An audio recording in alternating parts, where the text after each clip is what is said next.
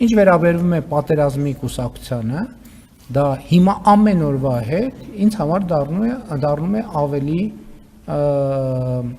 ակնհայտ, որովհետև այդ կուսակցությունները եւ այդ շրջանակները ըստ էության ինչ են ասում, առաջինը ասում են, որ իրենք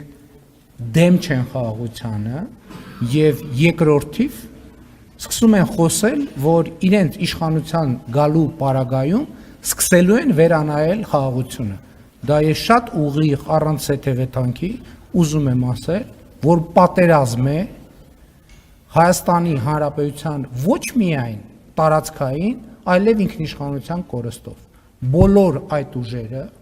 այսօր հստակ, իմիջիայլոց ասեմ, նրանցից ոմանք ըստ ամենայնի չեն էլ հասկանում ինչ են ասում, որովհետև այն տեքստերը, որոնք իրենք արտասանում են, առնվազն մի մասը, ինձ համար ակնհայտ է, որ ուրիշ տեղեր են գրված եւ նրանք պարզապես կարդացողի կարգավիճակում են, առավել եւս իրենց ասածը, խոսացածը չհասկացող ուժերը եւ քաղաքական գործիչները իհարկե չպետք է կարողանան ընդհանրապես Հայաստանում որևէ պաշտոնական կարգավիճակի հավակնել։ Ես իմիջիայլոց ասեմ, առաջիկայում ես այդ թեմային վերաբերող առանձին Facebook-յան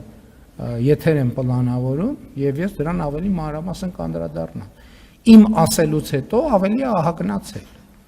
է հագնացել, որովհետեւ այդ բոլոր ուժերը ըստ էության հանդես են գալիս խաղաղության ռևիզիայի դիրքերից, ինչը այդ փաստի բերումով նշանակում է անխուսափելի պատերազմ, անխուսափելի։ Ընդ որում ընտրություններից շատ չանցած, մաքսիմալ աշնանը, ես վերլուծում եմ, չէ՞, տեքստերը ինչ են ասում, այդ բոլոր ուժերը, եթե անհրաժեշտ է անուններն էլ կտա, հստակ, մի մասը ենթադրում եմ չի էլ հասկանում ինչ ասում, բայց իրենք պատրաստում են նոր սեպտեմբերյան պատերազմ ծանր հետևանքներով։